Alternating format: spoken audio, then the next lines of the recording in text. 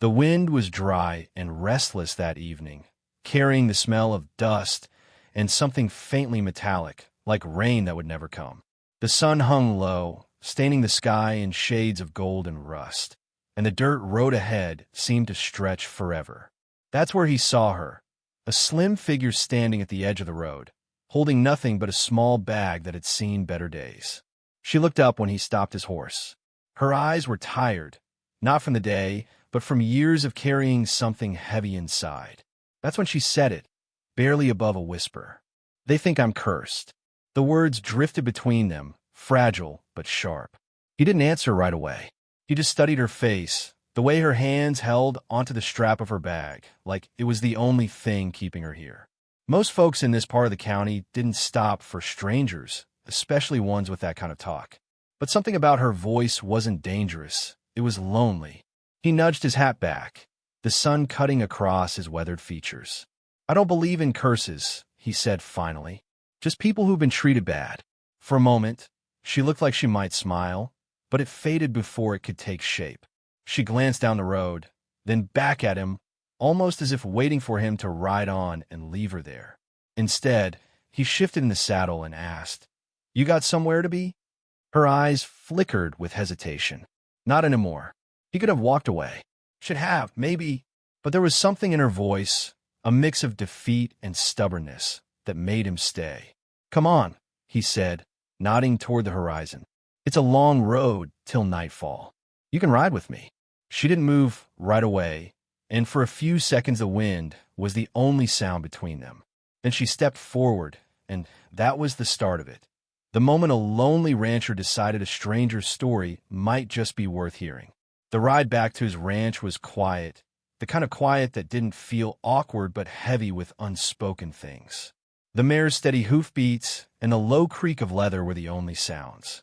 She sat behind him, careful not to lean too close, her hands resting lightly on the back of the saddle. His name was Samuel Hart, though most folks just called him Sam. He was the kind of man who had learned to live with silence. The ranch had been in his family for 3 generations, but now it was just him and the land. No wife, no children, not even a hired hand anymore. The cattle didn't mind his quiet ways, and neither did the wind that rolled over the hills. People in town knew him as the man who kept to himself, polite enough, but not one to linger on a porch for gossip. He'd come to prefer the long rides home over the chatter of neighbors who measured a man by who he kept company with. As for her, he didn't even know her name yet. He didn't ask, and she didn't offer. But he'd heard enough in that single whisper to know there was history following her, like a shadow that wouldn't let go. The kind of thing small towns fed on. The ranch came into view just as the sky slipped from orange to deep purple. A weathered wooden fence ran along the front, its boards warped from years of sun and storms. The big barn stood with its doors half open, smelling of hay and saddle soap. Beyond that, the small farmhouse sat with its porch light flickering, welcoming in a way that felt rare out here. When they dismounted, Sam tied his horse and nodded toward the porch. "You can rest here tonight. I'll figure out the rest in the morning." She hesitated at the bottom step, glancing toward the horizon like she was measuring the distance she could still walk before dark. Then she nodded once and climbed up, her boots thudding softly on the boards. Inside, the air smelled faintly of coffee and cedar. It wasn't much, a worn couch, a small kitchen, and a table scarred from years of use, but it was warm. Sam poured water into a cup and set it on the table. "You hungry?" She shook her head. "Just tired." That was fine by him. They didn't need to speak much tonight. The land had a way of making people open up in their own time. The next morning, Sam woke early, as he always did. The sun was just beginning to stretch across the fields, and the air still carried that cool, damp feel of night. He half expected to find her gone. People who drifted through rarely stayed. But when he stepped into the kitchen, she was there, standing near the stove with her hair loosely tied back, looking a little unsure of where to put her hands. "I didn't mean to be in your way," she said quickly. "You're not," he replied. He poured himself coffee, then set another mug on the table for her. "Figured you might want some." She wrapped her hands around the cup, like the warmth was something she hadn't felt in a long time. They didn't talk much over breakfast. Sam wasn't one for filling silence, and she seemed to like that. Still, he noticed little things, the way she glanced at the door every so often, as if expecting someone to walk in, the way she didn't quite finish her food but made sure to thank him. After the plates were cleared, she spoke. "I can work. I don't take charity." "It's not charity," he said. "But if you want something to do, there's always chores." She followed him out to the barn, and he showed her how to spread feed for the chickens, check the water troughs, and patch a section of fence that had been leaning. She worked steady, not afraid of dirt or sweat. He noticed her hands weren't delicate. They were the kind that had known hard work before. By midday, the sun was high and the heat pressed down on them. Sam leaned against the fence, wiping his brow. "You handle yourself pretty well," he said. "I've done worse jobs," she replied, almost smiling. That afternoon, Sam rode into town for supplies. As soon as he stepped into the general store, he caught the shift in the air, the way conversations quieted just enough for whispers to travel. "Did you hear? Sam Hart brought a woman out to his place. They say she's the one from over near Red Hollow. Bad things happen around her. Animals die. Crops fail." Sam didn't look at them, didn't answer. Gossip was a stubborn weed in these parts. Still, the words followed him out the door, clinging like dust. When he got back, she was sitting on the porch steps, hands clasped in her lap. She didn't ask what had taken him so long, but he could tell she knew what folks were saying. "People talk," Sam said simply, leaning his weight against a porch post. "They've been talking for years," she answered. "It doesn't stop." He didn't press her for details. Not yet. But something in her tone told him the rumors weren't just mean, they were personal. And personal had a way of cutting deeper than most wounds. Over the next few days, a rhythm settled between them. She rose early, often before Sam, and by the time he stepped out onto the porch, the chicken coop would be open, the water buckets full, and the smell of fresh coffee drifting from the kitchen. Sam wasn't used to someone moving around the place.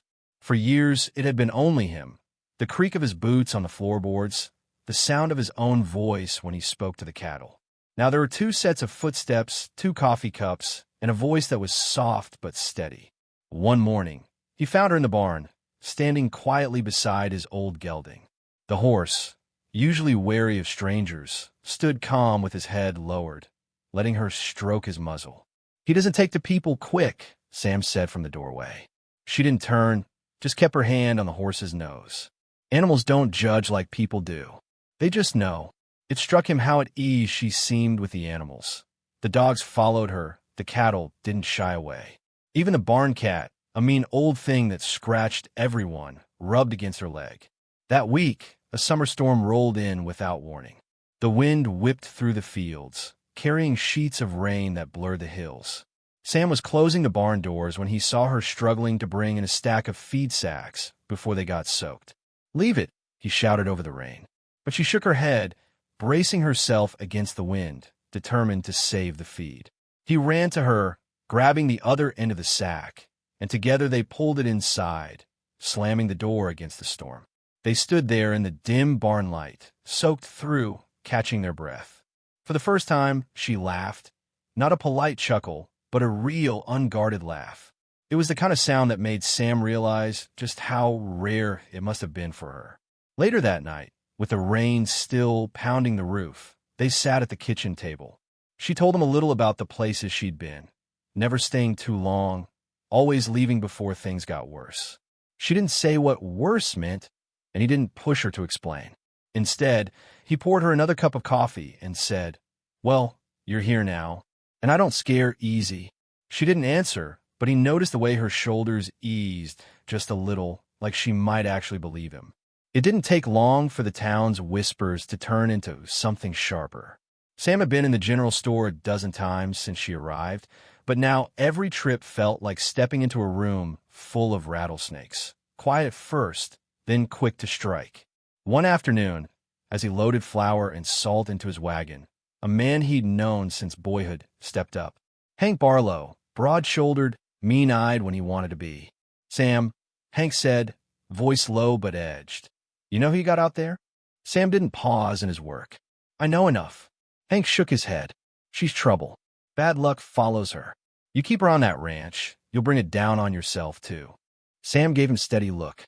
Bad luck comes from men like you, not from women minding their own business. Word spread that Sam had chosen sides, and folks didn't take kindly to it. 2 days later, he found one of his fence posts smashed in, the wire pulled loose. Nothing stolen, just damage, the kind meant to send a message. That evening, she stood on the porch, arms crossed, watching him repair the fence. "It's because of me," she said flatly. "Maybe," he admitted, "but I don't much care." "You should," she said, voice tight. "They won't stop. It'll get worse." Sam set down his hammer and looked at her. "I'm not in the habit of running from people with small minds and big mouths." The next week, the tension boiled over. Sam took her into town for supplies, something he hadn't done before, knowing how folks might act. At first, it was just stares and whispers, but when they left the store, a woman spat near their boots and muttered something ugly under her breath.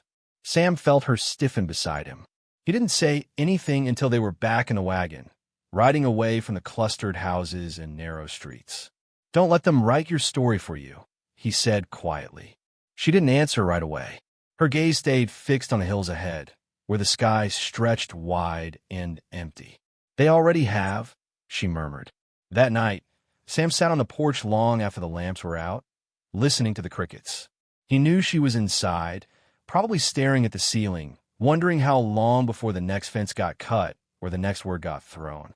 And he knew, without saying it aloud, that he'd already made up his mind. He wasn't letting them drive her away. It happened on a night when the air felt heavy, like the sky was holding its breath. The moon was a pale sliver above the hills, and the only sound was the creak of the porch boards under Sam's boots. He'd been fixing a latch in the barn when he saw her standing by the fence, staring out into the dark. "You all right?" he asked, stepping closer. She didn't turn. "I should tell you why they talk about me the way they do." Sam leaned against the fence post, waiting. "My name's Claire," she began, the words slow, like they had to be dragged out. "Back in Red Hollow, I lived with my brother and his family. Times were hard.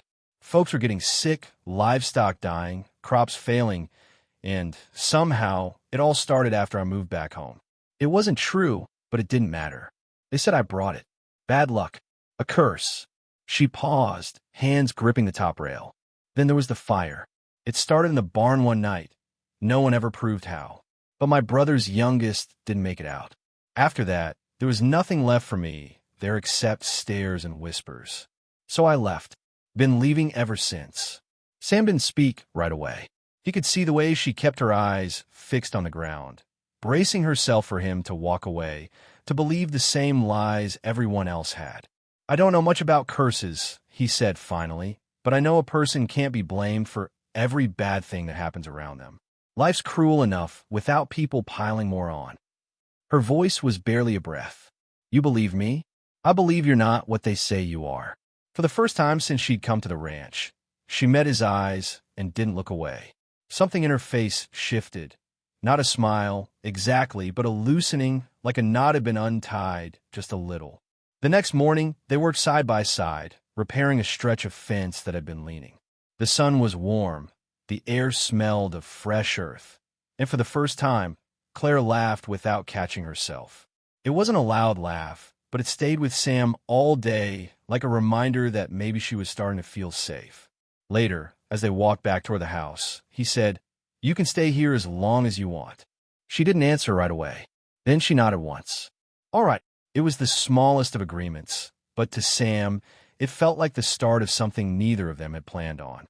The weeks that followed moved in a quiet, steady way. Claire no longer kept her bag by the door. She started planting a small garden near the side of the house, turning the dry soil with patient hands. Sam noticed she hummed sometimes while she worked, little tunes that carried on the breeze. The town didn't change overnight. There were still people who crossed the street when she came in, still whispers when Sam walked into the feed store. But there were small shifts, too. The blacksmith's wife nodding at Claire one afternoon, the grocer slipping an extra loaf of bread into their sack without a word. It wasn't much, but it was something. One evening, Sam came in from checking the cattle and found her sitting on the porch steps, watching the sunset spill gold over the hills. The light caught her hair, turning it almost copper. and for a moment she looked nothing like the woman he'd first seen standing on that dusty road. "You know," she said quietly, "I stopped thinking about leaving." Sam leaned against the post, crossing his arms. "Good. I'd have had to come after you." She smiled, a real one this time, and shook her head. "You're stubborn. Comes in handy." The crickets started their chorus, and the air turned cool. They sat there in easy silence, the kind that didn't need filling. Out across the fields, the barn stood solid, the fences mended, the animals settled for the night. Claire let out a slow breath. "They think I'm cursed," she said softly, almost like she was testing the words again. Sam glanced at her.